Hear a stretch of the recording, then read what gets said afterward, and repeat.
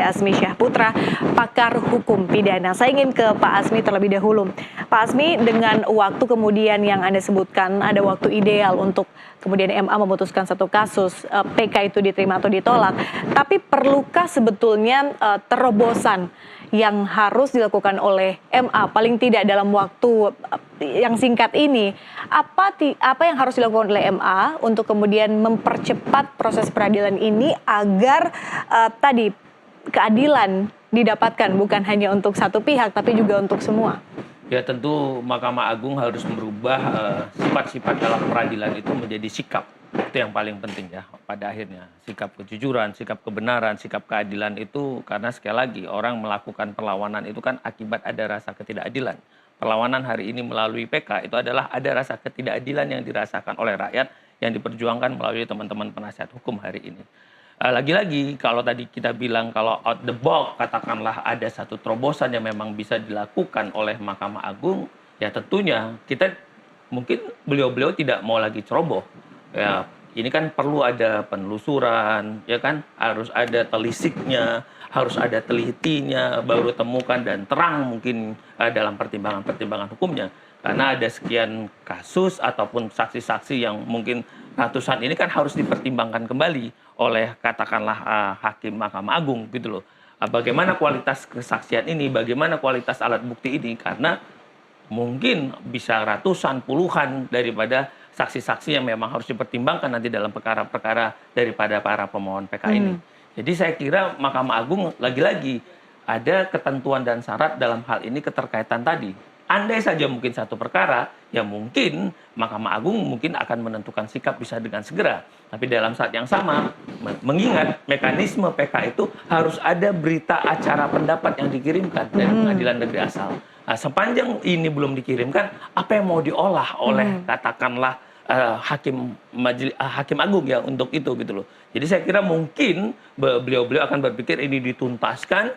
Setelah itu mungkin ada satu putusan terhadap ketiga pemohonan PK ini atau katakan 8 pemohon PK ini. Pak Asmi, Anda melihat kasus kematian Vina dan juga Eki ini merupakan kasus yang kompleks sehingga membutuhkan waktu yang cukup panjang untuk mengolah ini? Sebenarnya kan tidak gitu loh. Kalau kita mau jujur ya karena memang dari awal ada fakta yang tidak terang saja gitu loh. Olah TKP yang tidak profesional yang dilakukan gitu loh. Karena katakanlah kepolisian kita begitu pintar, canggih, maju untuk mengungkap peristiwa-peristiwa yang lain. Tapi kenapa dalam hal ini tampaknya gitu loh, tidak, itu tadi unprofesional, olah TKP-nya, yang administrasi penyidikannya yang tampaknya kurang rapi, bahkan penyusunan DPO-nya itu by design, tampaknya kan tidak ada teliti, telusur yang lebih jauh gitu loh. Orang ini sekolah di mana, ini temannya di mana, cek pada apalagi medsosnya bagaimana. Itu yang dulu, Prof. Kalau sekarang kan jadinya omerta, gerakan tutup mulut. Iya, nah, itu yang kita lihat. Kenapa itu tidak dilakukan gitulah? Lagi-lagi saya bilang ya pintu masuk awalnya ya kekeliruan ada pada teman-teman kita di kepolisian. Udah salah manusiawi, tapi jangan kita pertahankan. Yuk kita perbaiki supaya ke depan ya masyarakat bisa apa ya kita rindu pada suasana penegakan hukum yang baik. Itu kan kualitas penegak hukum kita yang baik, masyarakat ini bisa tertib, nyaman dan segala. Sebenarnya itu yang mau dicari atau yang mau dirasakan oleh masyarakat. Sewaktu menghirup udara ke gunung yang seger itu kan enak, tapi waktu menghirup kalau ada sesuatu yang baunya nggak enak. Begitu juga lah dalam potret penegakan hukum kita gitu loh. Jadi kalau orang merasa wajar dong atas perbuatan itu dia dijatuhkan hukuman. Wajar dong atas perbuatan dia yang begitu sadis tadi itu dijatuhkan hukuman. Tapi kalau tidak ya tentu dong. Rasa hati, rasa batin masyarakat menyatakan ini tidak adil. Dan saatnya lah Mahkamah Agung harus mengkoreksi putusan yang sangat kurang tepat pada pengadilan pertama, banding, dan kasasi itu. Oke. Pak Edwin, koreksi kalau saya keliru, tapi seingat saya Anda pernah sebutkan soal amnesti untuk para terpidana, benar demikian? Iya benar. Jadi amnesti yang saya sampaikan itu dengan makna bahwa peniadaan pidana. Ya. Jadi itu salah satu kewenangan yang dimiliki oleh Presiden. Dan bukan sesuatu hal yang tidak pernah dilakukan oleh Presiden Jokowi. Pernah. Ada kasus Bayi Nuril, ya, guru di NTB. Ya. Kemudian ada kasus dosen, namanya Mahdi, dosen Universitas Syahkuala. sudah inkrah juga. Dua-duanya sudah inkrah. Yang kemudian diberikan amnesti oleh presiden, dan dalam amnesti itu diberikan presiden mereka melakukan koreksi terhadap penerapan pidana Undang-Undang ITE. Gitu loh. Jadi saya maknakan bukan pengampunan, tapi penyadaran pidana. Ya. Jadi itu yang seharusnya pernah diambil oleh presiden. Sebagaimana di luar soal amnesti, misalnya pada pelaku pidana pun, presiden memberikan gerasi kepada pelaku tindak pidana korupsi, kekerasan seksual. Ingat sekolah Jakarta International School? Ya. Ya, ada warga negara asing yang kemudian diberikan gerasi, gitu loh. Pada perkara korupsi juga begitu, gitu.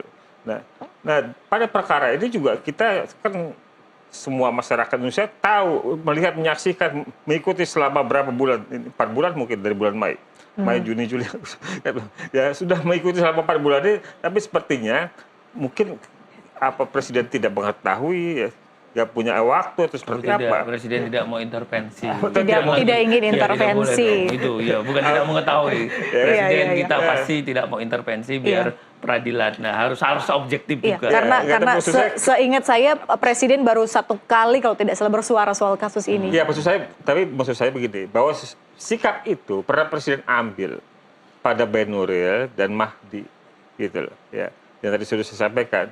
Jadi memang ada wilayah kepresidenan, kewenangan kepresidenan dalam konteks eksekutif dan punya kewenangan yudikatif, ya, yang salah satunya adalah soal amnesti tadi.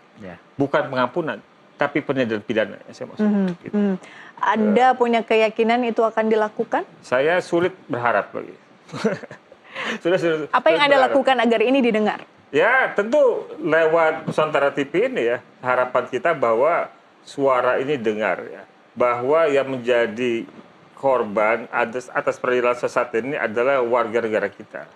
Mereka tidak boleh hanya dilihat sebagai kuli bangunan, gitu loh. Tapi mereka adalah warga negara yang punya hak konstitusional yang sama. Ya. Jadi jangan melihat mereka pada kasta yang terendah. Ya. Bukan karena mereka anak pengusaha, anak penguasa, kemudian kita diam saja dan mengatakan negara nggak perlu hadir atau negara harus hadir ketika anak pejabat, anak pengusaha yang jadi korban. Tapi ketika anak kuli bangunan jadi korban, kasta terendah yang jadi korban, bagaimana sikap kita? Seharusnya sama. Karena hak konstitusionalnya sama di hadapan negara. Gitu. Seandainya ini didengar, kemudian dilakukan oleh Presiden, harapan Anda apa soal PK Sakatatal ini? Apakah sudah selesai di situ? Dua hal berbeda. Sekalipun saya bukan ahli ya, itu Prof. Asmi. Tapi pandangan saya dua hal yang berbeda. Ya. Penyadaran pidana oleh presiden dalam konteks kepentingan hak dari 8 orang terpidana itu, ya, adalah upaya untuk mengakhiri penderitaannya. Tetapi PK yang diajukan oleh 8 terpidana adalah untuk menghadirkan keadilan bahwa peristiwa yang dituduhkan tidak pernah ada dan mereka bukan pelaku pembunuhan pemerkosaan yang dituduhkan. Karena peristiwa itu tidak pernah ada. Jadi dua hal. Oke, ada dua sisi berarti ya.